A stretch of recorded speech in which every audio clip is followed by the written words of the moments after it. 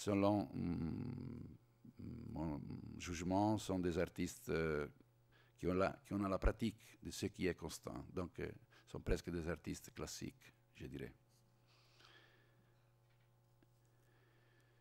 Un artiste se tiendra d'autant plus fermement que ses œuvres seront identiques à celles du passé, ce qui est aussi l'unique condition. Ça, c'est lui qui parle. Hein. Un artiste se tiendra d'autant plus fermement que ses œuvres seront identiques à celles du passé, ce qui est aussi l'unique condition qu'elles puissent être égales à celles du futur. Il pourra y avoir des variantes dans la confection, dans l'emballage, mais le petit cadeau, en disant qu'elles réinforment, ne change pas du tout. Donc, ça c'est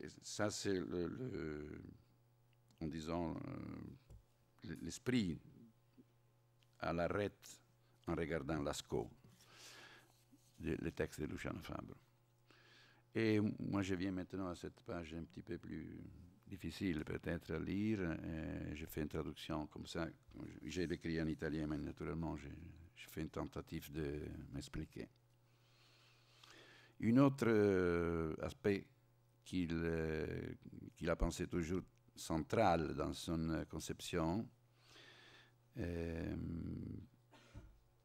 à propos de qui est l'artiste, regarde la capacité de ce que celui-là il doit avoir comme dotation. L'art, affirme Fabbro, doit toujours être capable d'avoir solution pour les problèmes. Ça, c'est mon opinion. Ça, c'est l'opinion de Luciano, il dit. Mais je pense que soit toujours l'idée qu'il fait naître les artistes. Si nous naissons artistes en disant nous irons artistes seulement en tant que on a le sentiment de devoir donner solution avec responsabilité totale à certains problèmes globaux. Probablement, dans le temps, ça vient que les artistes ont pris cette responsabilité et on a travaillé jusqu'à réussir à traduire une certaine conflictualité qu'il y a dans la réalité in ce que nous appelons tragicité, il dit Luciano.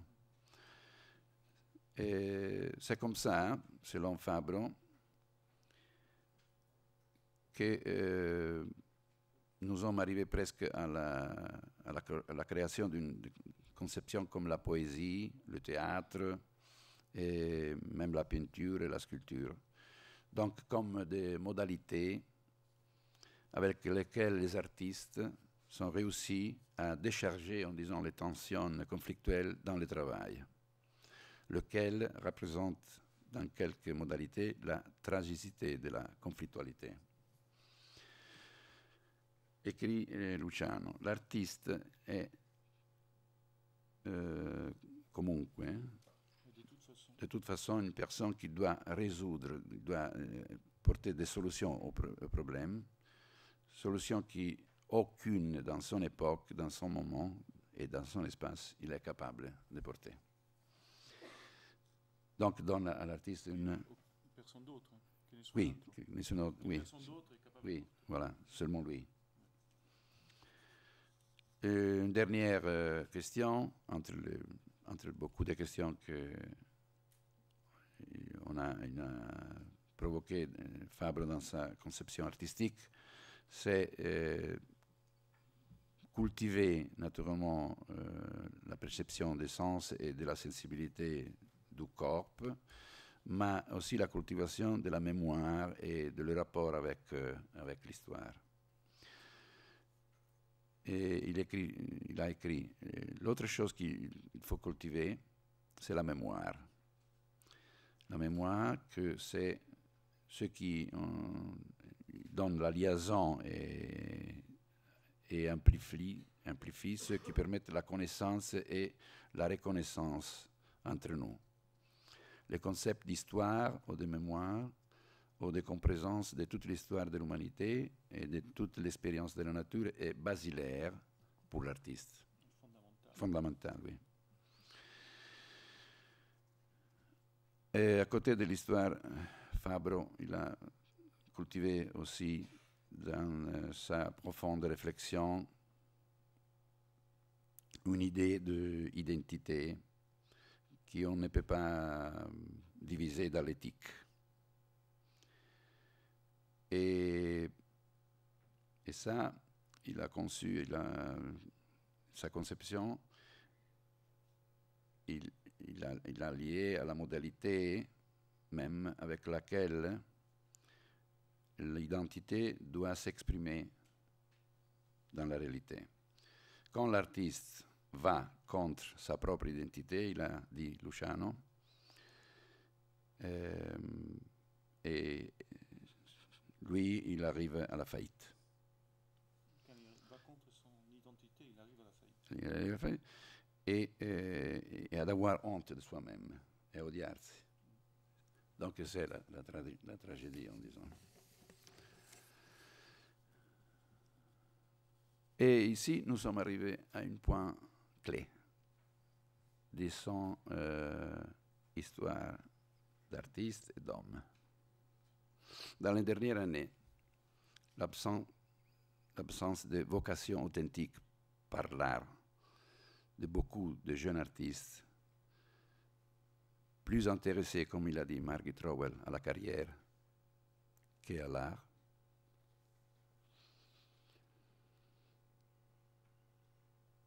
ou à la transmission même de l'art authentique, il a beaucoup préoccupé Luciano.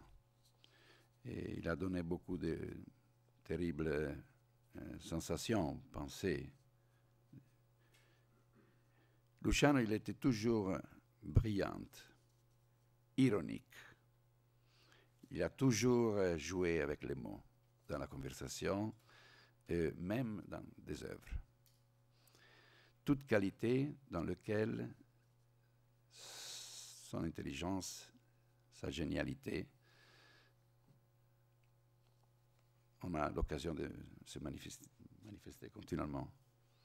Mais avec le temps et les situations de crise dans l'endroit artistique, la proverbiale, on si può dire proverbiale, no? Ironique, il s'est transformé en sarcasme. Jusqu'à se manifester avec mode de insofferenza e di risoluta asprezza. Insofferenza, modalité de insofferenza. Insofferenza, ça ne me vient pas. Pas de patience. Si, quand on souffre plus, on supporte plus. Et Ça devient âpre. Et après, tu disais le dernier mot insofferenza, hein? asprezza. Et oui. Vers qui il a occupé, en disant, la place de l'art et des artistes authentiques. C'est comme ça qu'il arrive à écrire dans son texte magistrale. C'est un texte qu'il a repris beaucoup de fois, et la dernière version, c'est de 2006, avec une langue très claire et directe, soulève la voix contre les processus d'involution en acte dans le monde de la culture artistique et du travail artistique, et touche individu, non? Comment on peut dire? Met en évidence dans la puissance économique les stylistes, en disant, la volonté de déterminer l'esthétique dans les tentatives de porter l'influence sur le goût de la production artistique. Donc, il met en évidence expérience, comment l'aspect économique et oui. l'influence des designers de mode vient s'implanter dans Voilà. le discours artistique pour Oui. déterminer les goûts. Voilà. Mais, dit Luciano Fabre, et vous... Peut-être une chose à préciser pour notre auditoire. Oui. En Italie, dans les années 2000, il y a eu une très grande évolution d'un marché artistique et expositif produit par des grands designers de mode, qui ont ouvert des espaces qui ressemblent à des fondations. Troussard et compagnie. Et qui donc, déterminés par une économie complètement disproportionnée par rapport à l'économie habituelle des expositions artistiques, des expositions qui poussaient la mode de l'art. Et donc, c'est quelque chose qui est très fort en Italie, un peu moins visible chez nous. Mais il dit tout de suite, Luciano Fabre, il dit tout de suite que ça, c'est possible avec les artistes de saison, pas avec les artistes qui ont des relations avec l'histoire. Et la raison, c'est que ces dernières, les artistes qui regardent, qui ont la relation avec l'histoire, ils naissent pas de les stylistes, mais ils naissent des maîtres qui sont avant eux, non? Et l'histoire à laquelle Fabre fait référence et qui évoque, c'est son histoire. L'histoire de Mantegazza, Medardo Rosso, Boccioni, ça c'est la ligne. C'est le texte qui Oui. est dans notre livre. Voilà. Ah, c'est bien. Alors, donc, prenez le livre et lisez. Martini, Fontana, Manzoni, Lo Savio, à laquelle lui il s'attache. Il est quelqu'un qui, oui, lit son histoire. Si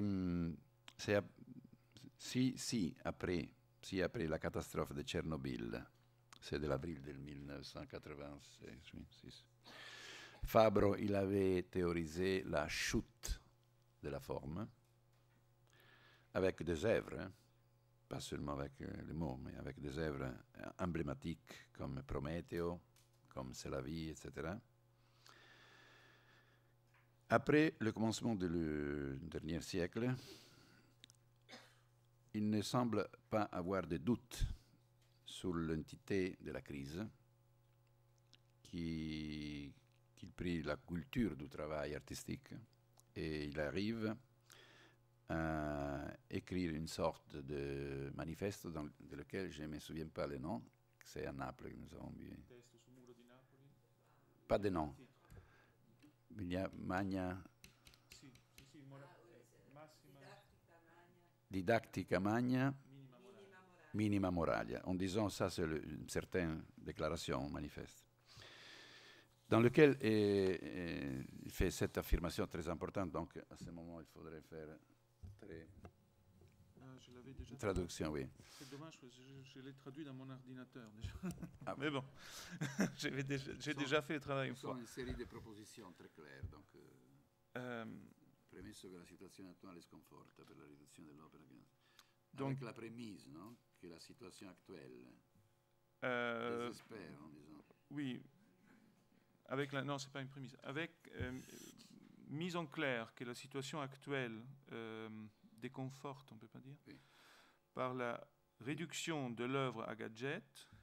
Prémisse que. Encore. Oui, donc une série de non, c'est pas des sentences. C'est statement, en disant. Non, prémisse, c'est. C'est la prémisse, oui. Vu que. Donc, vu que la situation actuelle déconforte par la réduction de l'œuvre en gadget, voilà, che si stanno copiando i vetrinisti che ci hanno copiato. Qu'on est en train de copier les décorateurs de vitrines qui nous avaient copiés. Che ha paura di una parola sensata sull'arte. Qu'on a peur d'une parole fondée sur l'art, que le jugement se plie au consensus, que la stima si prostra alle aste, que l'estime se plie au marché au marché de l'art, Auctions. des auctions. Pardon? De vente aux enchères, oui. Oui. Vu qu'on on fuit l'œuvre Perché si ha paura di rimanerci. parce qu'on a peur d'y rester tout seul, vu que l'inconsistance mentale fait Dilagare la dimensione materiale dell'œuvre. fait Ingrandire la dimensione materiale. dilaguer, oui, la dimension matérielle de l'œuvre, vu que Non sono per niente stanco. vu que je ne suis pas du tout fatigué de répéter quand ce qui a illuminé une époque analogue, je commencerai par rappeler, non, par redonner à chaque œuvre l'espace qu'elle a eu. Je commencerai à retransformer chaque spectateur en acteur de l'œuvre elle-même. Je recommencerai. Merci.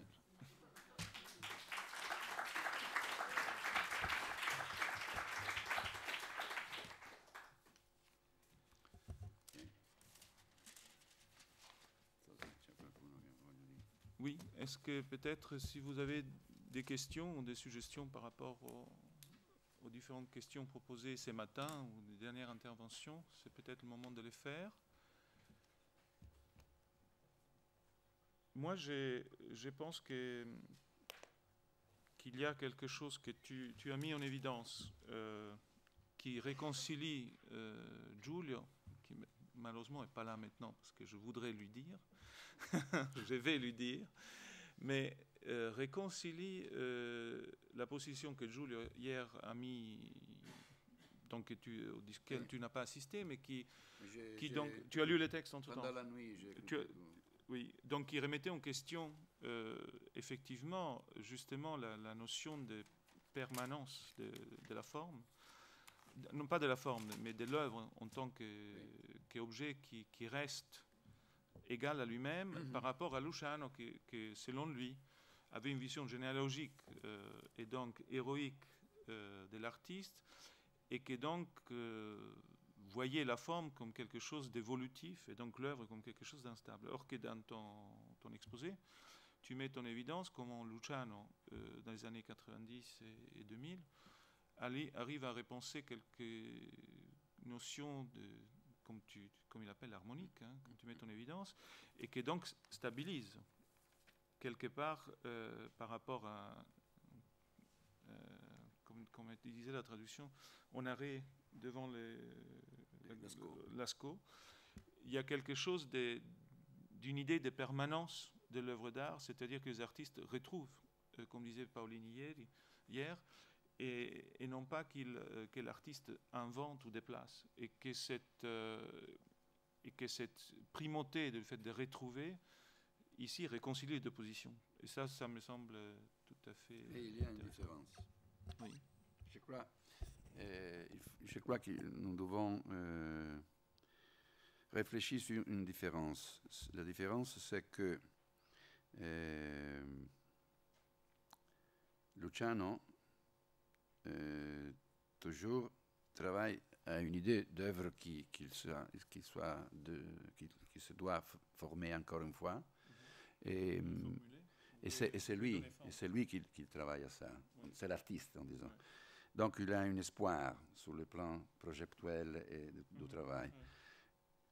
Moi, je dirais, avec beaucoup d'impression que j'ai eu pendant les années de fréquentation même avec Giulio, que dans le travail de Giulio, il y a un vertige.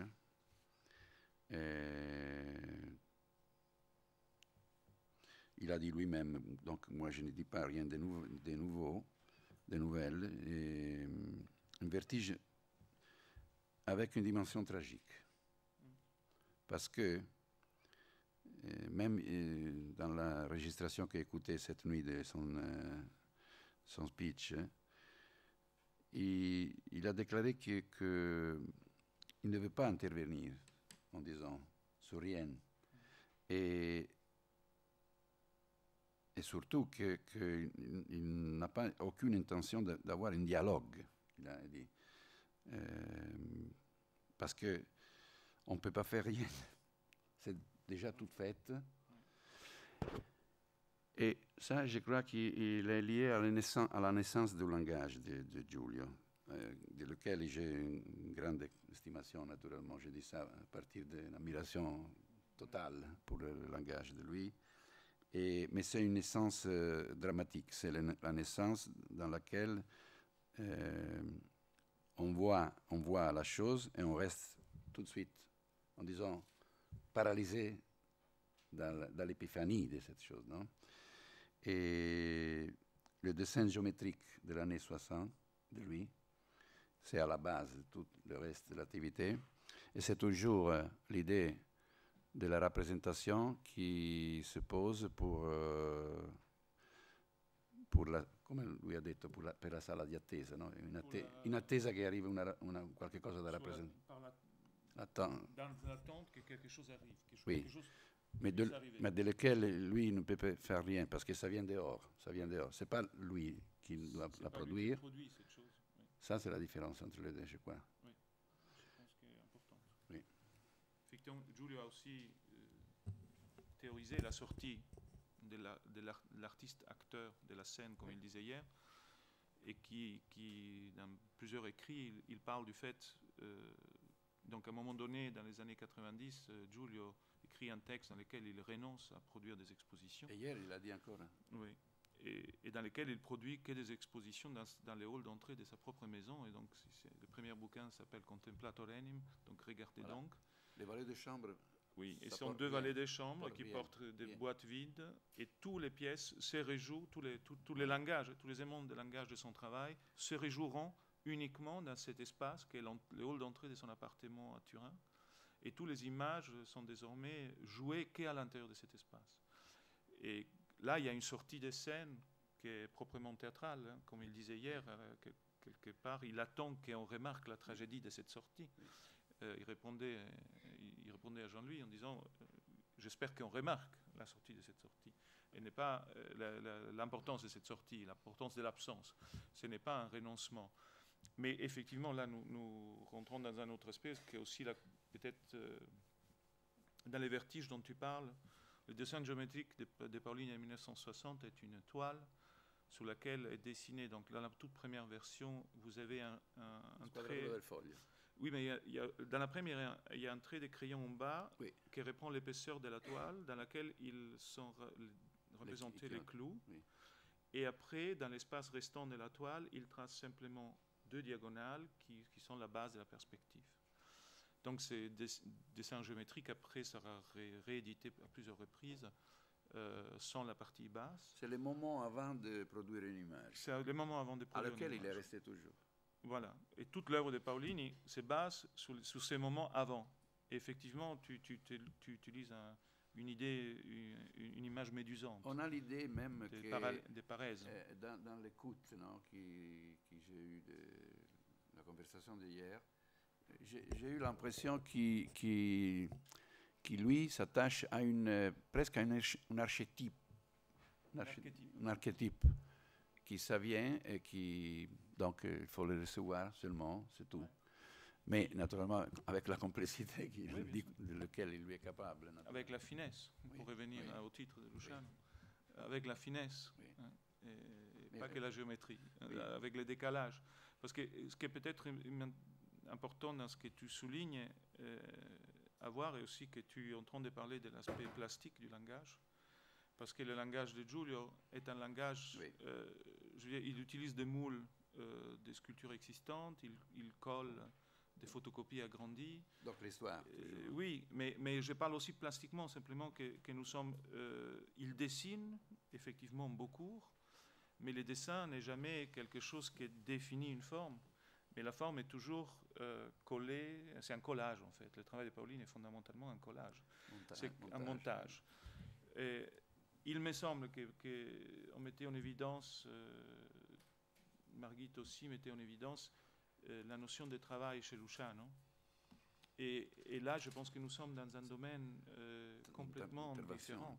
Il y a constamment la promesse de refaire, d'ailleurs, de redessiner. Et on dessine vraiment beaucoup. Oui.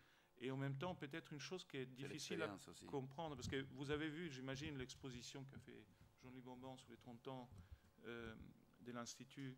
Donc vous avez vu Prometeo, l'Arcobaleno et Zefiro de Fabro, mais il faudrait peut-être, surtout quand on voit les images des œuvres plus anciennes, comme on n'a pas la croix, mais qu'est-ce qu'on avait vu aujourd'hui, le record anulare par exemple, qui sont ces cercles qui pendent avec un petit cercle.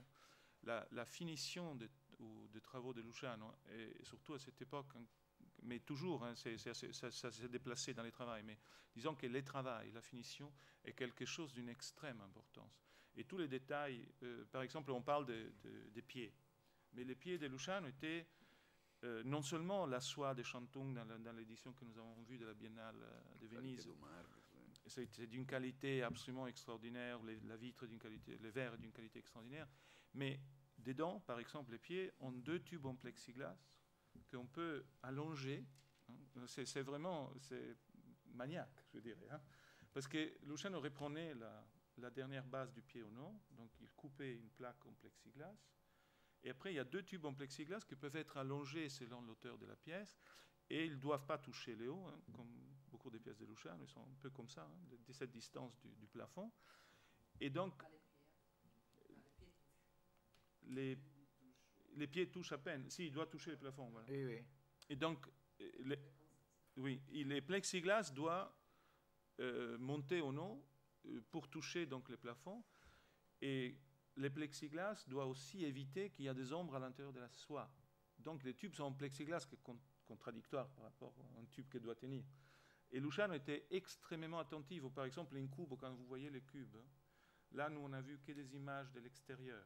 Mais si vous rentrez dans les cubes, vous ne voyez jamais l'épaisseur du bois. En fait, l'épaisseur du bois arrive à être 3 mm sur les angles. Et là, est-ce qu'on a les cubes là? Vous voyez les structures là-haut du cube, elles sont des planches en bois pensées avec des formes diagonales telles que quand vous êtes à l'intérieur, vous ne voyez pas l'épaisseur du bois. Et tous ces détails, jusque dans les toutes dernières œuvres aussi de Luciano, sont toujours d'une extrême importance, qui a une toute autre relation à la forme, non, par rapport à ce que Giulio préconise et que Giulio peut traiter tout à fait autrement parce que c'est un montage. Dans le travail de Giulio, je crois qu'il y a une racine bourgeoise.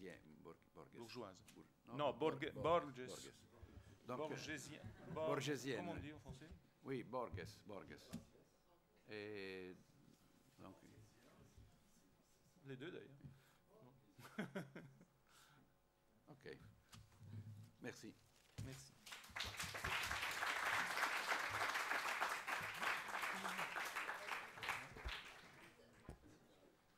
Oui, vas-y. Attends, je vous donne le micro.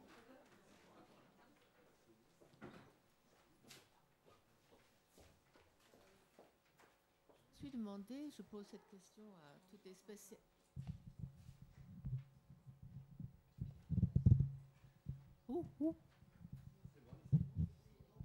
C'est bon. Je me suis posé la question en regardant surtout les grandes œuvres de Fabre dans la nature, de savoir s'il y avait des dessins préparatoires. Je pose cette question à Margit.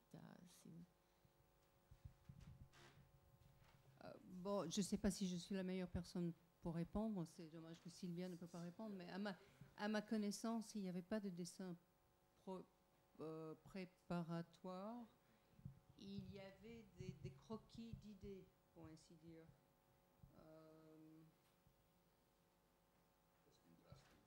Oui, une trace d'une idée fulgurante. Il n'y avait pas de dessin préparatoire. Il y avait des croquis d'idées. Dans le sens du dessin préparatoire, pendant très longtemps, on disait que Miro ne faisait pas de dessin pour ces grands. Pendant très longtemps, on disait de Miro qu'il ne faisait pas du tout de dessin pour ces grandes tableaux où la peinture avait l'air d'être jetée.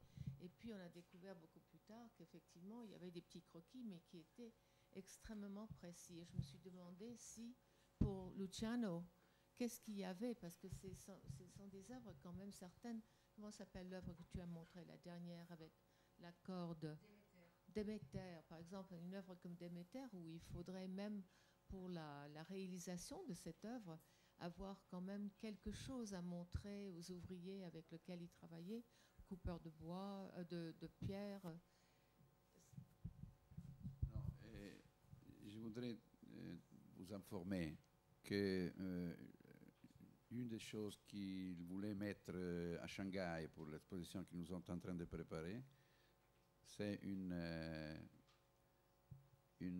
centaine de dessins. Ils voudraient mettre une centaine de dessins.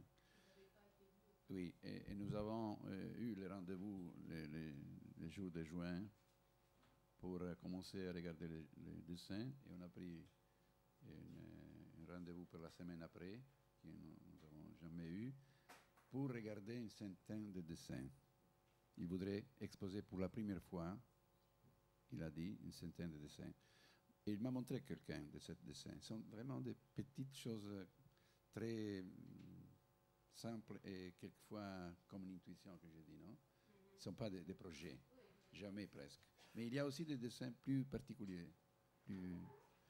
Donc il faudrait regarder tout ça, mais Sylvia, voilà, il peut répondre bien ici. La question... Oui, moi je dis que nous n'avons pas...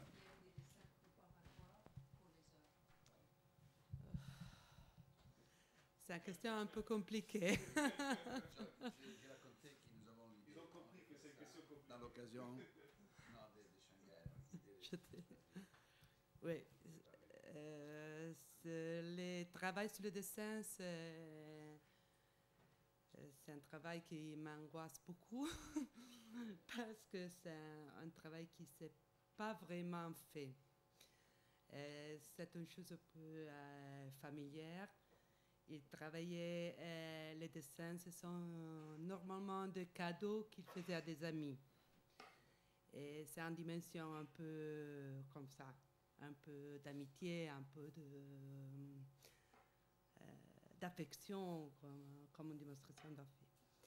Et ça, ce sont les dessins. Et puis, il y a des esquisses, comment on dit en français? Esquisses pour les œuvres, pour la réalisation des œuvres, mais surtout des projets qui sont très précis. Il y a les deux choses, non? Il y a, comment dire, les esquisses, l'idée, la pointe, la punto, hein? la note, et puis des projets vraiment techniques pour faire travailler les artisans. Ça, c'est le début. Et après, il y a les longs travaux constants, tout près, avec les artisans, la présence pendant le travail des artisans et le mise à point de travail. C'est ça un peu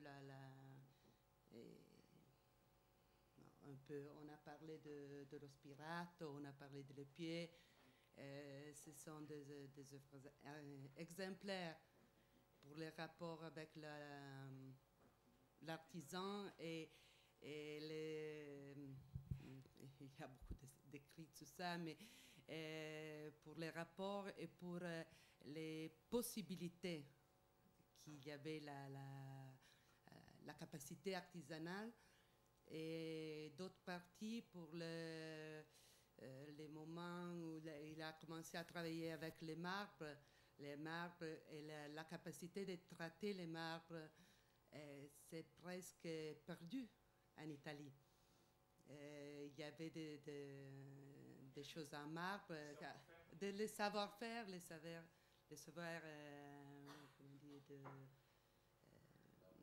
on a oublié la puissance, le matériau. Peut-être à côté de ça, pour revenir à la question initiale, je pense que que Luciano faisait beaucoup de dessins en travaillant, par exemple, il y a des séries d'œuvres comme les Italies ou les joyaux, comment on dit, les bijoux, joyels, qui, dans leur propre nature du travail, sont beaucoup de dessins. Dans le sens, tu as d'exploitation d'idées. Et les Italies, comme Sarah citait hier, parlait hier, tu avais cité une phrase de Luciano qui parle des Italies comme des lieux d'esquisse. Et je pense que ça, c'est très important. C'est qu'il y a une partie du travail qui se faisait aussi comme un esquisse, comme un dessin, mais qui pliait des tubes ou allait chez un marchand qui n'était pas loin à Milan, qu'on appelait à l'époque les voleurs, parce que c'est les plus grands. Les poids du métal étaient les plus chers au monde, mais il avait tous les chutes, il ramassait tous les chutes de tous les fabricants milanais. Et donc il y avait des tout dans ces bazars. Et là, par exemple, c'était un lieu de dessin pour Luciano. La série des joyels, ils sont faits à partir de ce que ces voleurs vendaient et qui étaient les chutes de toutes les industries, parce que c'est un bassin industriel très important au Milan. Et la question des matériaux, de la richesse des matériaux, peut-être aussi, on peut lier aussi à cette richesse, des disponibilités faciles des matériaux. Oui. Il a aussi travaillé avec des papiers calques beaucoup. Je ne sais pas si Sylvia s'en souvient. Il a fait des choses en utilisant le papier calque rendu monochrome, etc., pour travailler les transparences, les lumières, etc. J'ai souvenir de dessins, avoir vu des dessins comme ça, présentés comme pièces. Mais vecchio. Des taches. Oui. Et des crayons sur papier calque. J'ai souvenir de ça. Non, peut-être que tu t'es référé aux fori. Ah si. Oui. Peut-être. Ce sont des trous. Ils prenaient des papiers qui peuvent être des journaux ou des papiers millimétrés, ou il y en a différents. Ils faisaient un petit trou. D'accord. De différentes dimensions. Travail sur papier, à minima.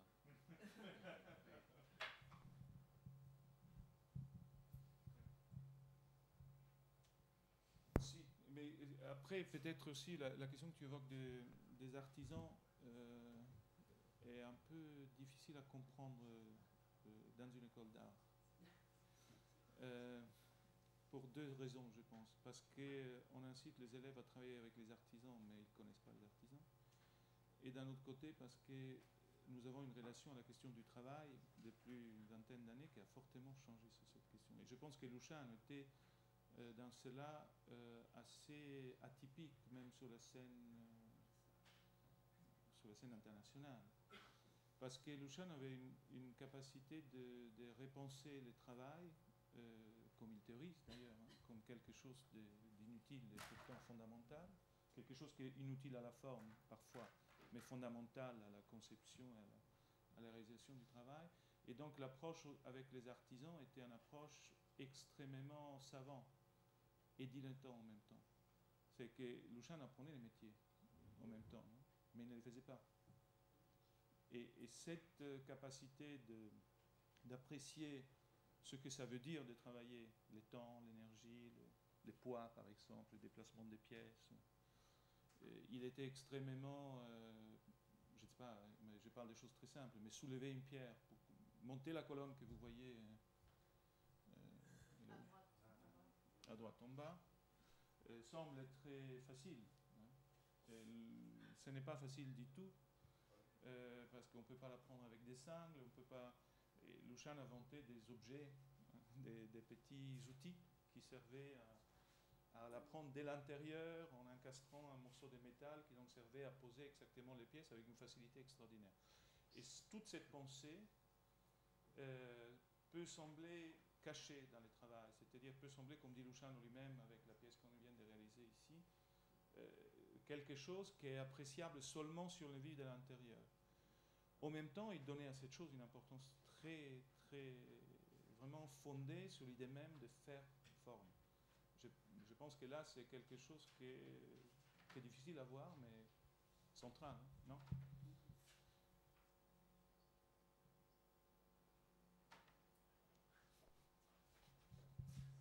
Est-ce qu'il y a encore des questions sur ces... Oui.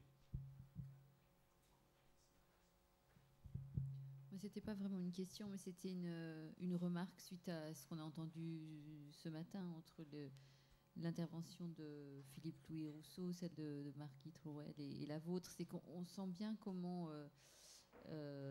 finalement, je reprends ce que Margit disait, je cherche à faire de manière, enfin je sais pas si c'est une citation, si moi j'ai noté très vite, hein, je cherche à faire de manière très simple des pièces très complexes. Et c'est vrai, ouais, c'est une citation. Donc c'est vrai que c'est une que finalement seule vraiment l'expérience, alors pas seulement l'expérience en situation d'exposition, mais ce qui a été la mienne, hein, mais on a envie de se dire qu'il aurait fallu faire l'expérience en situation de montage d'exposition, en situation de préparer la pièce. Alors ça, on peut pas le faire, mais je pense que peut-être que Luciano, comme peut-être tous les artistes, ça c'est une question, mais a une très très grande exigence par rapport à nous spectateurs. Hein, et je repense à ce que vous disiez ce matin, quand on est face aux pièces, qu'est-ce qu'on en saisit? Et c'est vrai qu'on en saisit quelque chose en restant certainement très très longtemps avec les pièces, quoi, pas seulement devant. Et je trouvais que Margit, tu avais fait une très belle intervention sur le fait qu'effectivement, on ne les voit pas, on les éprouve. Il faut les éprouver. Mais peut-être qu'aujourd'hui, nous, chacun individuellement, éprouver une pièce, l'éprouver vraiment, c'est-à-dire, je pense à quelqu'un d'autre qui n'est pas un artiste, qui est Daniel Arras, qui était un historien de l'art, qui disait quand on est devant une œuvre, il faut beaucoup, beaucoup, beaucoup de temps pour qu'elle se lève. Hein, c'est une expression forte aussi, pour que quelque chose d'elle se lève, quoi, et qu'on la voit. Et qu'on la voit et qu'on l'éprouve. Et là, Luciano, c'est vraiment, je trouve, l'artiste pour lequel il faut l'éprouver. Enfin, je me répète, hein, mais...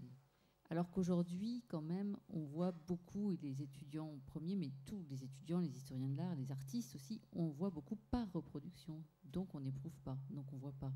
Hein, c'est quand même important de le rappeler. Si, effectivement, le lien avec ce que tu disais, Philippe, ce matin, et quand même, il me semble que tu as essayé de mettre en évidence la résistance. Et tu nous as exposé des paradigmes qui nous mettent devant l'évidence que les œuvres résistent. Et dans la confrontation que tu faisais des deux artistes, ils ont quand même dans ton exposition, ils ont résisté l'un à l'autre. Rien s'est mélangé des deux artistes à la fin de ton expo. On n'a pas pu comprendre les liens entre les deux, sinon si, une symétrie chronologique évidemment, mais une distance. Et en même temps, quelque chose qui me semblait central dans ce que tu disais, c'est qu'il y a une résistance propre à l'œuvre à se placer dans notre esprit de spectateur, ce que tu viens d'évoquer à propos de l'exigence. C'est que cette exigence, nous pouvons l'aider, nous pouvons essayer de nous appuyer sur la mouvance, comme tu disais, sur l'histoire de l'art, sur l'approche biographique, sur l'approche... Et pourtant, quelque chose résiste. Et cette résistance dont tu parlais ce matin, me semble-t-il, rejoint quelque chose que Bruno mettait en évidence sur cette notion d'harmonie que Luciano développe dans les années 90, c'est-à-dire comme quelque chose de persistant, que Giulio Paolini mettait en évidence hier. C'est intéressant pour moi, par contre, en tant qu'auditeur des différentes positions, de remarquer la différence d'approche qu'il peut y avoir entre toi et les autres choses qu'on a entendues. C'est que tu pars du paradigme en soi pour nous mettre devant l'impossibilité de cette chose, or que les deux autres interventions partaient du sensible de cette chose, le sensible de ce qu'est, ou par exemple ce que nous disait Sarah hier aussi. Or que toi, tu pars du fait qu'il y a un vide entre ce que je perçois et ce que je vois. qui me ramène un peu à la notion de conscience que Luciano traite aussi. On est conscient en tant que spectateur, on doit être conscient en tant que spectateur. Tu ne peux pas être un spectateur. Tu peux rencontrer une œuvre d'art d'une façon accidentelle, mais quand tu vivras une œuvre d'art, tu n'as qu'à être éveillé. Sinon, sors d'ici. Il y a chez Luciano quelque chose de cet ordre-là. Travaille ou sors. Le spectateur n'est pas toléré en tant que spectateur pop, comme tu mettais en évidence par exemple, non? Qui est dans quelque chose.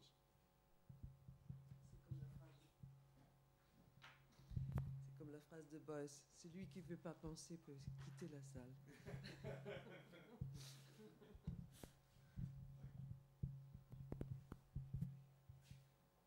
Donc, nous attendons Benjamin Serror, ou est-ce qu'il y a encore d'autres, la dernière intervention de ce matin? Est-ce qu'il y a d'autres choses que vous voulez? Non? Donc on attend Monsieur Serror, qui est là. Donc Benjamin Serror est un artiste qui est diplômé de l'école des Beaux-Arts ici et qui est actuellement en post-diplôme, toujours à l'école des Beaux-Arts à Lyon.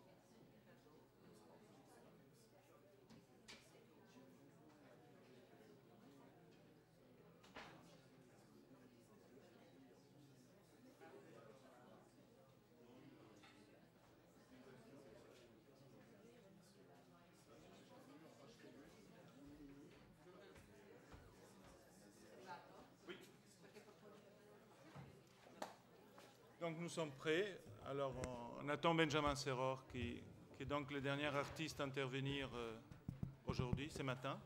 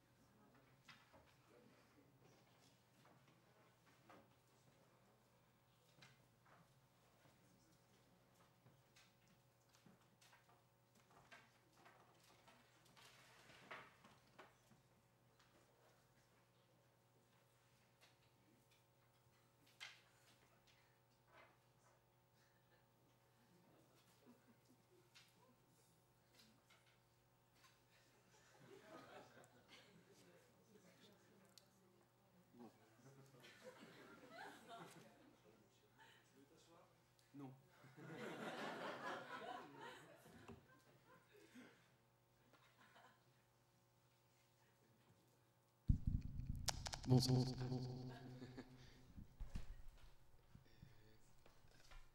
J'ai un problème avec un des deux bâtons. Enfin, un des 10, en fait. Bonjour. Je pose mes notes.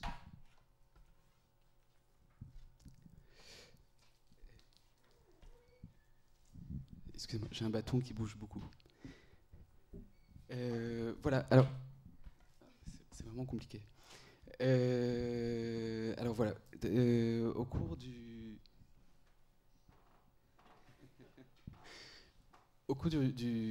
workshop que nous avons suivi quand nous étions étudiants avec Luciano Fabro,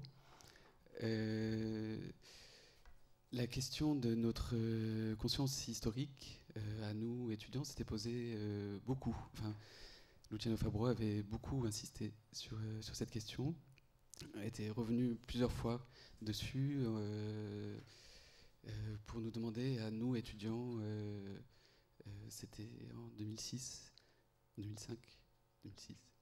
2006, quelle était notre conscience et perception de l'histoire à ce moment donné, qui pour Luciano Fabro semblait différente évidemment de la sienne.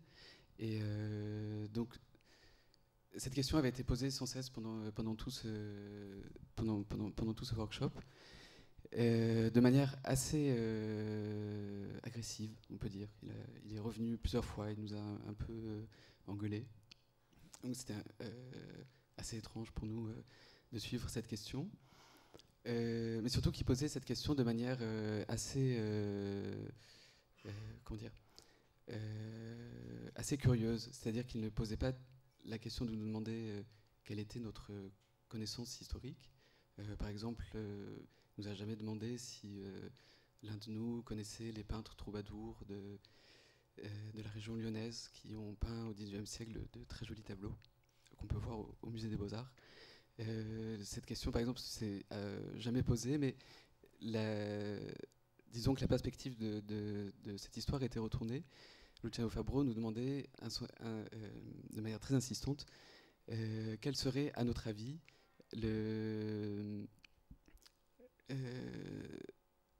à quoi ressemblerait la biennale d'art contemporain de Lyon de 2012.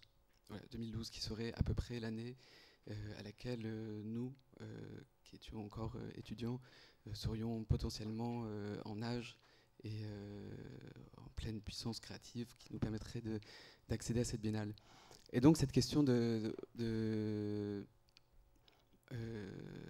essayer de comprendre quelle serait cette biennale de 2012,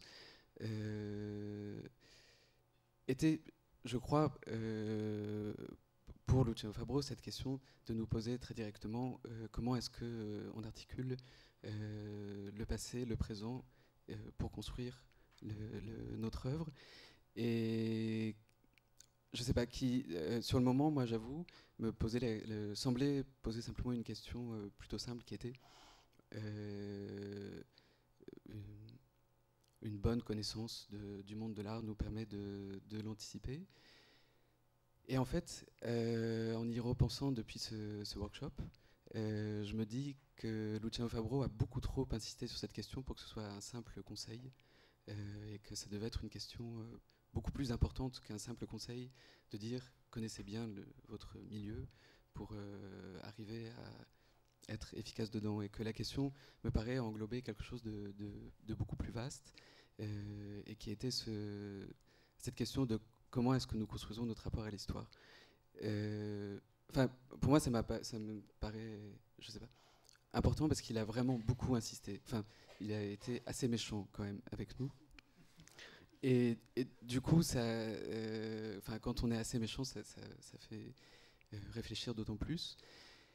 Et alors, maintenant, cette question me paraît un peu plus claire, et j'ai l'impression qu'elle semble définir l'idée de...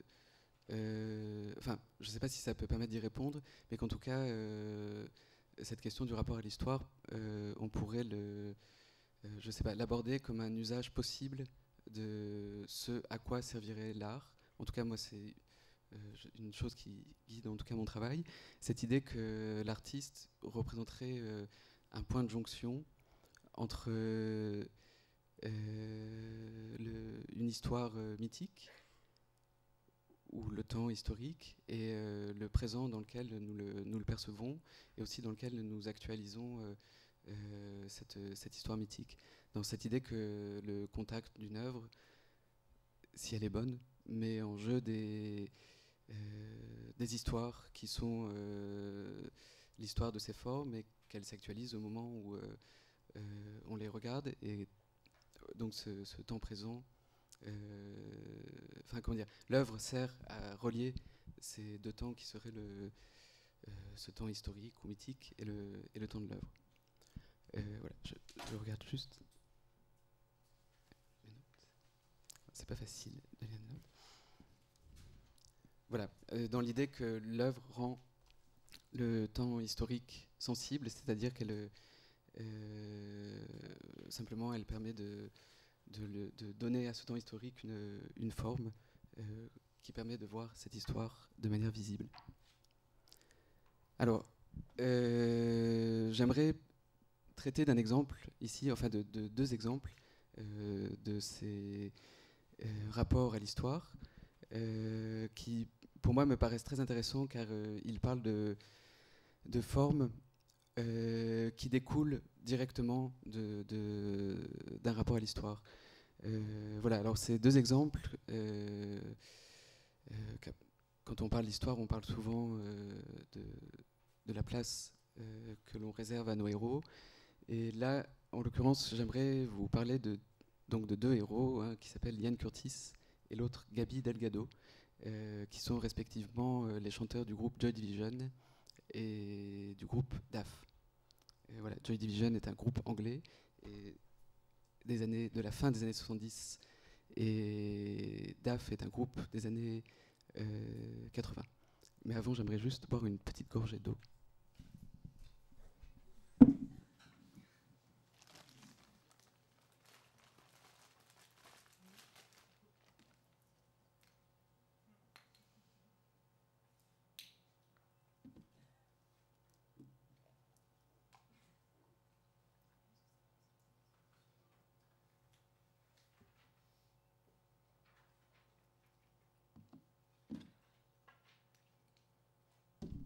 Voilà, excusez-moi.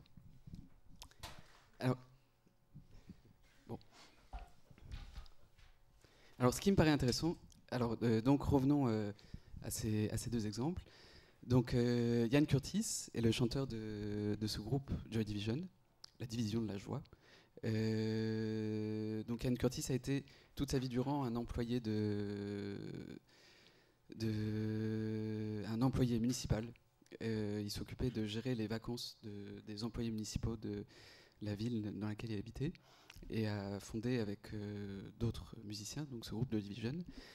Alors c'est assez triste parce que Ian Curtis s'est suicidé en 81, et en fait il était en proie de graves crises d'épilepsie, qui fait que quand il dansait, on ne pouvait pas vraiment... Enfin, ces crises d'épilepsie lui ont donné l'idée d'inventer une sorte de danse qui mimait ces crises d'épilepsie. Donc quand il dansait, on ne savait pas vraiment si il était en train d'avoir une crise ou non, ce qui est une chose assez étrange. Mais voilà. Donc Ian Curtis se suicide en 81. Un album vient de sortir, et donc la dernière chanson de cet album s'appelle Decade, et il y a elle se finit par cette phrase qui dit Where have they been? Et le début du texte dit Here are the young men watching their graves. Donc si je traduis, ça dit voilà les jeunes gens regardant leur tombe. Et la dernière phrase, qui est aussi donc la dernière phrase qu'a écrite Ian Curtis dans sa vie, qui est Where have they been? Qui moi me semble être une idée de, si on parle de considération de temps ou de perception historique, cette idée que pour Ian Curtis, il y avait une histoire qu'il n'arrivait pas à vivre ou à sentir. C'est-à-dire qu'il percevait son époque et lui, le désir de vie qu'il avait, comme deux moments très différents. Et ce Where have they been me semble être l'idée pour Ian Curtis d'essayer, enfin de se poser la question où est-ce que cette histoire s'est disjointe, et où est-ce qu'il serait possible de la retrouver, mais de manière assez mélancolique, parce que Where have they been ne semble pas dire qu'il aurait retrouvé cette histoire qu'il recherche. Et que donc ces jeunes gens dont il parle sembleraient perdus dans une histoire, dans cette histoire qui s'est disjointe. Alors, le deuxième exemple, donc DAF, donc qui est ce groupe de New Wave des années 80, qui lui est très différent, parce que Joy Division est un groupe très sombre, très calme, très dur aussi. DAF est un groupe allemand qui lui est beaucoup plus agressif, donc qui est mené par ce chanteur qui s'appelle Gaby Delgado, qui est un très charmant petit homme, parce qu'il est très petit et très trapu. Il était coiffeur avant de devenir chanteur. Et DAF chante des chansons très très agressives, souvent sur l'amour. Et quand le chanteur de DAF, donc Gaby Delgado, nous dit « je t'aime », ça semble sonner comme une annonce de viol. Donc c'est quelque chose de très sombre. Et dans une de leurs chansons, qui s'appelle Wirklichkeit, Gaby Delgado chante Wirklichkeit kommt, Wirklichkeit kommt, Wirklichkeit kommt. Ich fühle mich so selbster, qui pourrait être traduit par la vérité arrive, la vérité arrive, la vérité arrive, la vérité arrive. Je me sens étrange. Voilà. Et alors, moi, je trouve cette question de se sentir étrange quand la vérité arrive assez intéressante. Alors, parce que voilà, je pense que c'est important juste de rappeler un contexte. Enfin, les années 80, il y a aussi un mouvement punk en même temps que ce mouvement New Wave. Et on peut dire qu'on arrive au bout d'une sorte de... Je ne sais pas comment le dire précisément, facilement. D'une sorte de désillusion. Disons que l'expérience,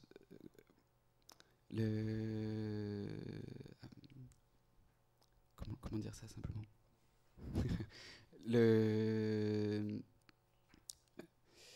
les croyances du monde moderne deviennent un peu épuisées. C'est-à-dire que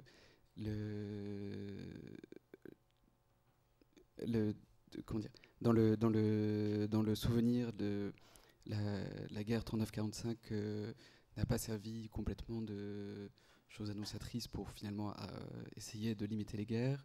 On est en pleine guerre froide. Il y a aussi toutes les désillusions amenées par la guerre du Vietnam et l'assassinat de Kennedy, qui elles-mêmes aussi produisent des formes assez dépressives, comme on peut le voir dans le cinéma américain des années 70, de ce qu'on appelle le nouvel Hollywood. Donc dans ces années 80, ce monde assez sombre, comment dire, se reflète beaucoup donc, dans ces chansons de Duff et de Joy Division, mais avec une chose qui me paraît très intéressante, c'est que justement comparé au nouvel Hollywood et au film par exemple de Scorsese, et aussi au mouvement punk qui commence à peu près dans les mêmes années, Duff et Joy Division ne disent pas du tout qu'il faut critiquer le système, qu'il faut essayer de le comprendre ou de le pervertir. Quand Gaby Delgado dit la vérité arrive et je me sens bizarre, j'ai l'impression qu'il dit une chose qui est très, très différente, qui est de dire nous allons enfin comprendre l'histoire, ce qui arrive, mais de toute façon ça va être tellement étrange qu'on ne pourra pas comprendre et qu'on ne le verra pas. Et en ça, ou alors avec cette histoire de chemin séparé de Joy Division et dans la chanson de Joy Division, il me semble qu'il y a une idée très forte finalement d'essayer de couper avec son temps, que cette génération New Wave a décidé de dire nous ne sommes pas responsables du monde qu'on nous lègue, nous nous en séparons complètement et nous coupons net avec cette histoire qui est la vôtre mais qui n'est pas la nôtre. Ce qui est une chose qui est je sais pas, assez intéressante. Enfin, dans le cas de Duff, par exemple, la violence avec laquelle ils disent leur texte est très forte et très significative de cette chose-là, de dire non, je refuse en bloc ce monde que vous nous laissez. Et ce qui ne veut absolument pas dire pour Duff que ça serait une forme d'irresponsabilité de dire nous refusons d'être responsables de quoi que ce soit, mais simplement Duff semble dire nous voudrions commencer à être responsables aujourd'hui, mais de l'histoire que nous allons construire nous-mêmes. Alors c'est une forme assez étrange parce qu'elle finalement elle ressemble à une sorte de cri d'adolescent qui dit je veux commencer à vivre ma vie seul. Et du coup cette musique sonne, je ne sais pas comment dire, elle est assez difficilement aujourd'hui compréhensible dans sa violence. Justement à cause de cette idée de dire la vérité arrive, mais ça va être bizarre. Enfin, je me sens étrange dans cette idée que, oui, le cri, cette idée de couper net avec cette histoire, finalement détruit la filiation avec l'histoire d'avant, et par le même geste détruit aussi l'affiliation qui vient après, en produisant un cri qui finalement reste inaudible et qui pourrait ressembler je sais pas, à un cri dans la nuit noire. Voilà, alors comme le postmodernisme est un phénomène mondial, je me suis intéressé à cette question de savoir comment est-ce qu'on retrouve ces traces de la musique New Wave, pas seulement dans les centres où ils ont été connus, mais aussi comment est-ce qu'on peut lire les effets de cette histoire à travers le monde et dans des lieux qui paraissent exclus de cette histoire. Et j'ai retrouvé une chanson d'un groupe de Montélimar qui s'appelle Pulsar Noir, et qui est une chanson qui date de 84, mais dont je n'ai retrouvé que les paroles. Mais je vais quand même me risquer à une interprétation de cette chanson, car elle est assez étrange, elle parle elle aussi dans ce même esprit de l'idée d'une perte de perspective. Ah oui, alors, il ne faut pas crever les écrans.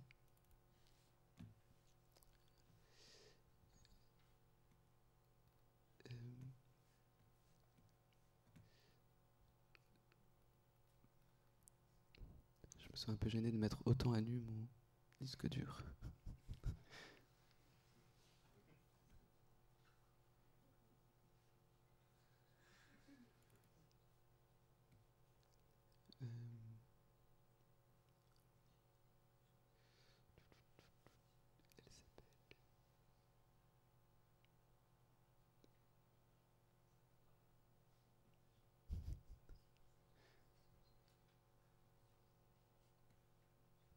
c'est peut-être pas là.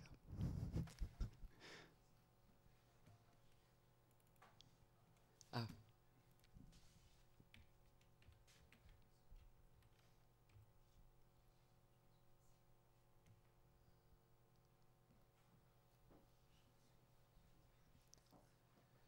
Excuse-moi, alors c'était pas le bon mot.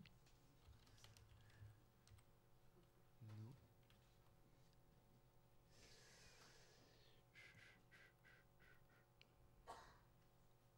Voilà. Hé, hé.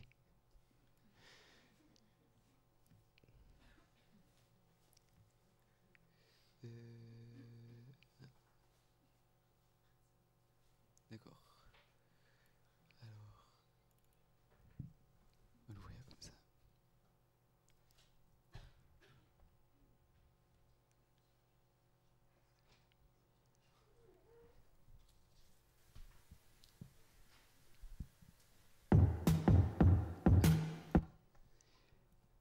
Carla, est-ce que je pourrais avoir un écho sur la voix? Super.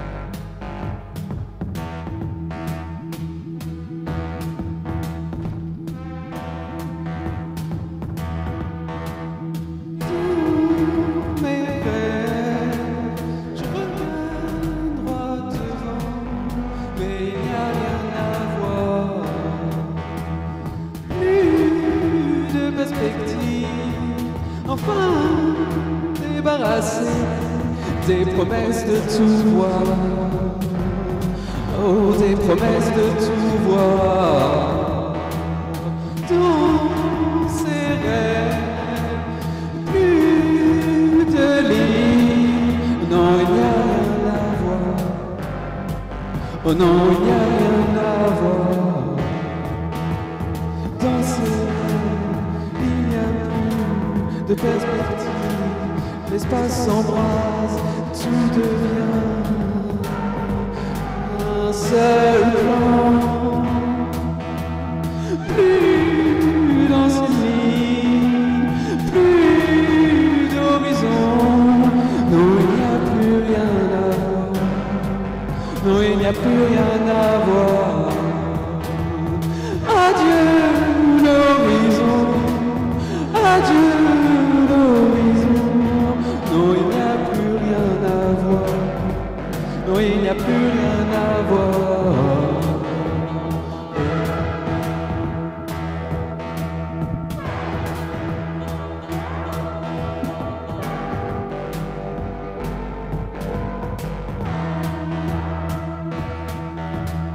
Ma reposition musicale est un peu plus longue que les paroles. Je peux en profiter pour danser.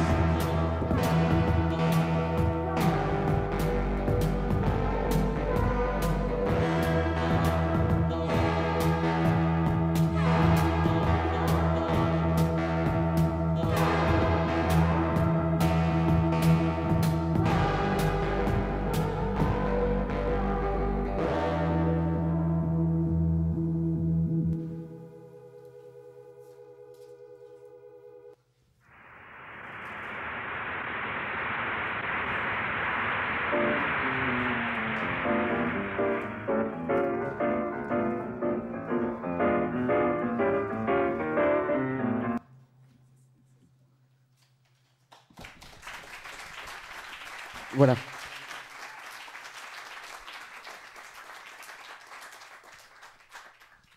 J'ai un bâton. Voilà, mais alors pour changer un tout petit peu de sujet, on pourrait se poser la question de savoir pourquoi ce costume. Alors ça reste dans la même question, mais voilà. Alors simplement.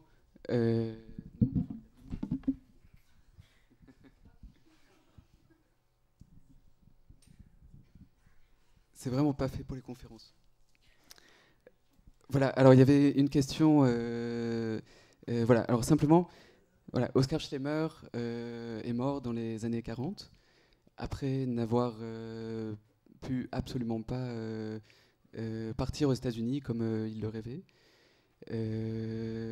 car après avoir été renvoyé du Baos, il espérait partir aux États-Unis. Et il a envoyé une partie de ses collections de costumes à New York, en espérant que ça donne une impulsion pour qu'un jour on l'invite à venir s'exiler aux États-Unis. Et ça n'a pas marché, et il est mort assez dépressif de ne pas pouvoir finalement pouvoir déjà continuer à travailler et à partir vers cet autre monde. Du coup, une partie de cette collection se trouve aujourd'hui à New York, parce qu'ils ont gardé les costumes. Et d'autres parties se trouvent à Stuttgart. Enfin, du coup, une grande partie de cette œuvre est disséminée un peu partout. Mais surtout, ce qui est important, c'est que Oskar Schlemmer n'a pas complètement terminé son travail et son programme, puisqu'il a beaucoup souffert de ne pas pouvoir travailler entre les années 30, de peu travailler entre les années 30 et les années 40. Et du coup, ça laisse une œuvre qui est possible à voir et à comprendre, en tout cas pour la peinture, et plus complexe, plus compliqué pour la partie dansée. Et donc,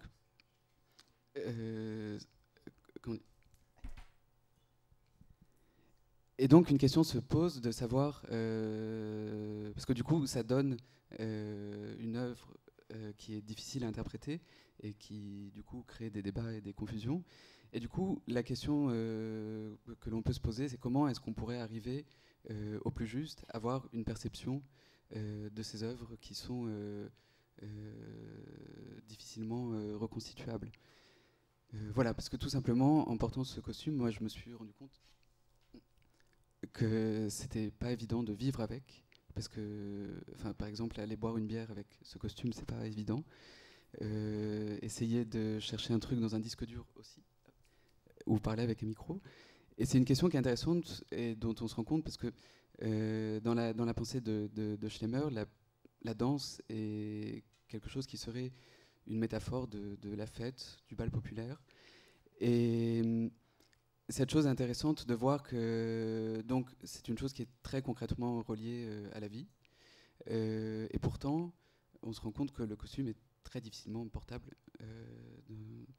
dans la vie de tous les jours. Mais tout ça me pose une question plus globale qui serait comment est-ce que l'on peut avoir une perception, puisque nous parlions de perception historique, je reviens à cette question que Luciano Fabro nous posait, de savoir comment est-ce que nous percevons l'histoire et comment est-ce que nous nous positionnons et nous la construisons. Une autre question fondamentale pourrait être de savoir comment est-ce qu'on a accès à cette histoire. Et pour une grande partie de l'art du XXe siècle, en tout cas, je ne sais pas, on peut penser à Dada ou à ce qui se passe à New York dans les années 70, une grande partie de ces œuvres sont, dans la manière d'être aujourd'hui médiatisées, sont partiellement complètes. Et comment est-ce qu'on pourrait arriver à avoir de nouveau accès à ces œuvres?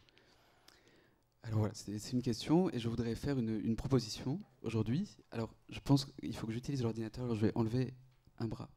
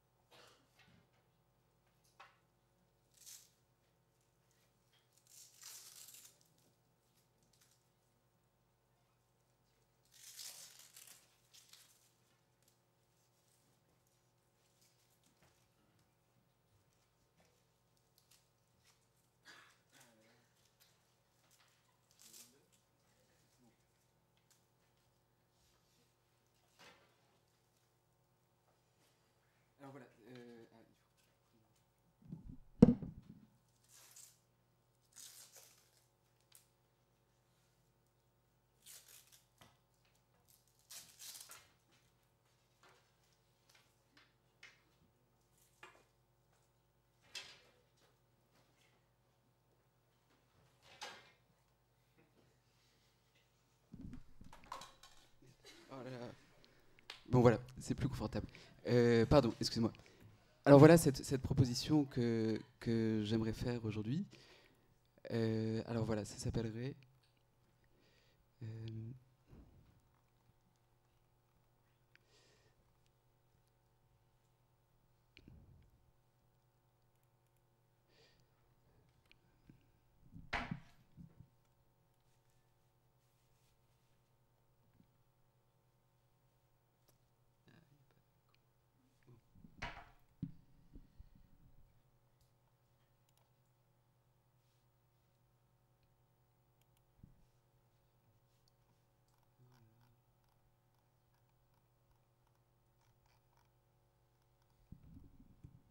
Ça fait beaucoup de suspense.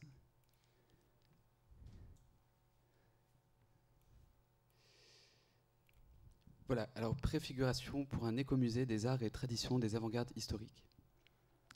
Ou, alors parce que le titre est peut-être un peu... Enfin, ou musée de l'homme des avant-gardes vivants. Voilà. Alors voilà cette proposition, donc c'est une préfiguration de cet écomusée des arts et traditions des avant-gardes historiques. Alors voilà à quoi à peu près ça pourrait ressembler. Enfin, il peut y en avoir des modèles très différents.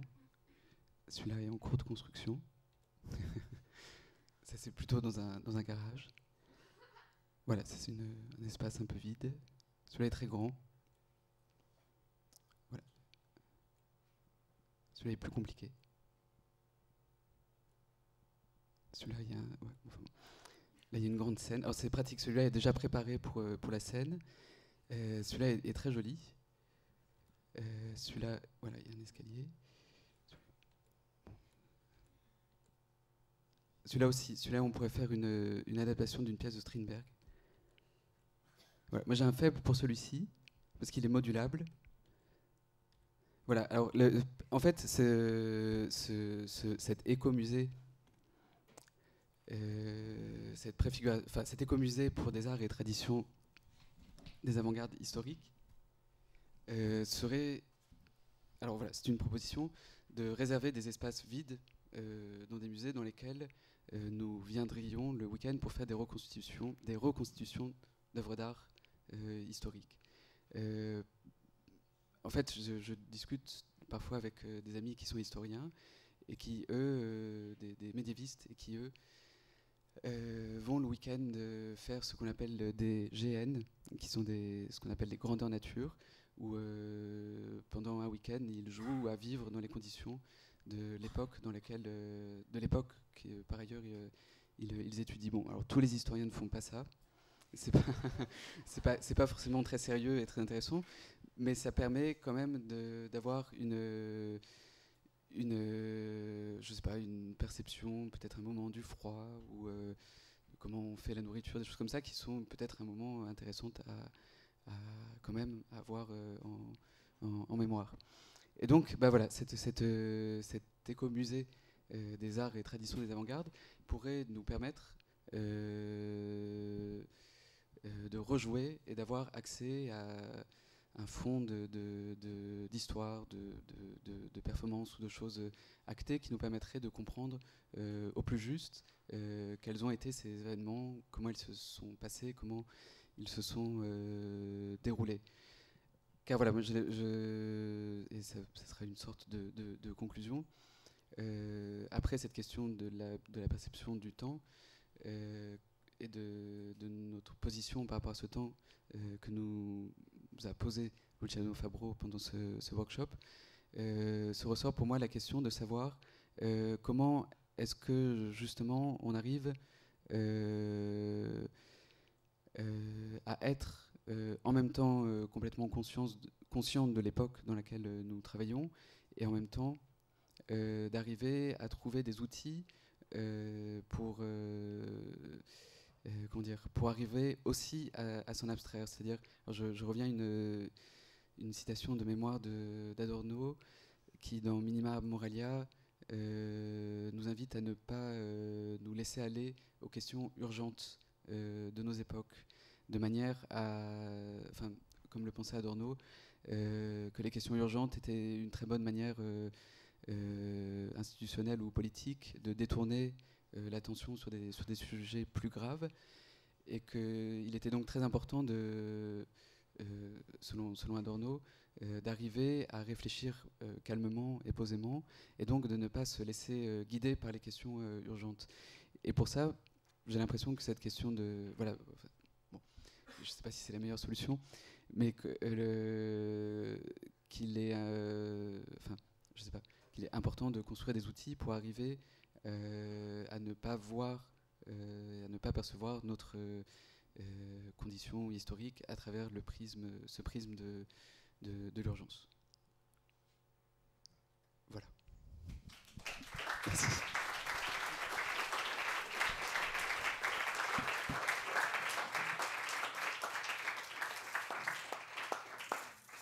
Bon, merci. Une pause midi. On se revoit au moins en Algérie.